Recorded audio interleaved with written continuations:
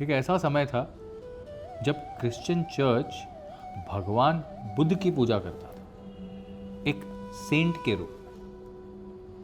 सदियों तक चर्च ने प्रार्थना की बिना ये जाने कि जिस कहानी को वो पूज रहे हैं उसका जन्म भारत में हुआ था। और ये कोई लोक कथा, दंत कथा या मनगढ़ंत कहानी नहीं है।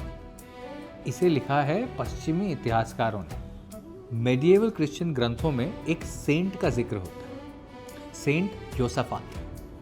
अब उनकी कहानी ध्यान से सुनिए। एक राजकुमार ऐशो आराम में पला, दुख, बीमारी और मृत्यु से दूर रखा गया। फिर एक दिन जब उसने पहली बार पीड़ा देखी तो राजमहल छोड़ दिया और मुक्ति की खोज में निकल पड़ा।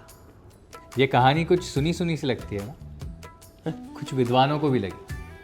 तब उन्होंने नाम का सफर ट्रेस किया, योसाफात। ये शब्द फारसी युदासाफ से आया, जो आया अरबी बुधासाफ से, जो आया संस्कृत के बोधिसत्व से। ये कहानी 6वीं से 8वीं शताब्दी के बीच यूरोप में पहुंची, खास करके जॉन ऑफ डमास्कस के लेखन से।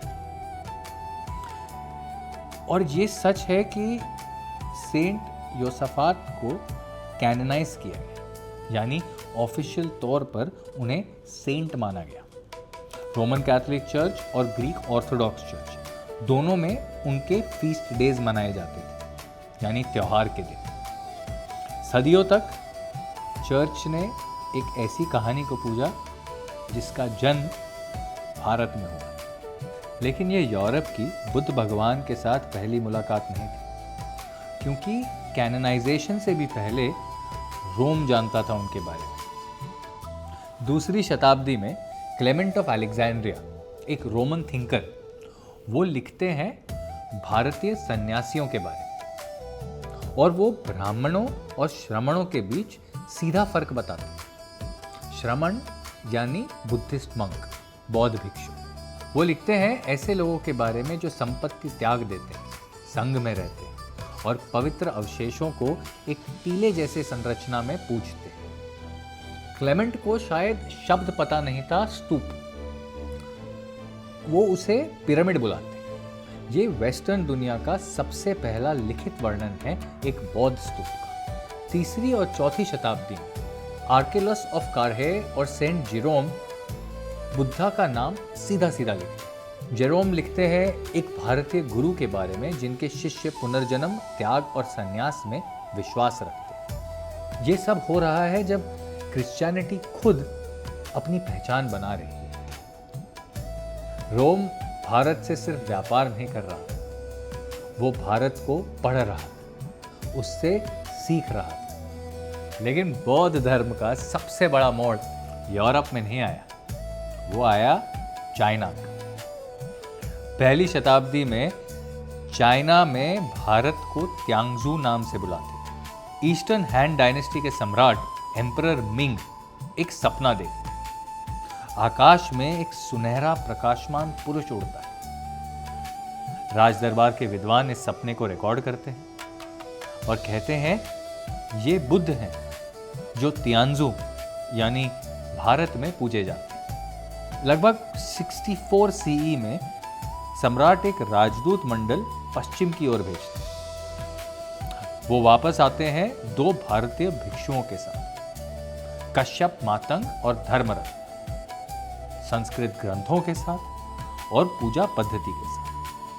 68 सीई में चाइना बनाता है व्हाइट हॉर्स टेम्पल, बायमा सी। ये चाइना का पहला बुद्धिस्ट टेम्पल है, वो आज भी खड़ा है। प्रारंभिक चाइनीज ग्रंथ ये कभी नहीं कहते कि बुद्धिज्म यहीं का है। वो मानते हैं कि इसका स्रोत भारत है। और जब 5वीं शताब्दी में फैशियन और 7वीं शताब्दी में ह्यूएन सांग ज्ञान की खोज में निकलते हैं तो वो भारत आते हैं। चाइना ने बुद्धिज्म को इजाद नहीं किया, उसने सोच समझ के एक दरबार के अंदर राजा की सहमति से लिए हुए फैसले से उसे अपनाया। फार ईस्ट एशियन कंट्रीज में बुद्धिज्म का सफ़र चाइना से शुरू नहीं हुआ, वो शुरू हुआ भारत से और चाइना के ज़रिए वहाँ तक पहुँचा। साम्राज्य याद रखे जाते हैं सीमाओं से, सभ्यता याद रखी जाती है उसके दिए हुए विचारों से। साम्राज्य जमीन जीतते हैं, विचार समय को जीतते हैं। अगर आपको लगता है कि ऐसे विचार जिंदा रहने चाहिए तो इस वीडियो को लाइक करिए, चैनल को सब्सक्राइब करिए और हमसे बात करते रहिए।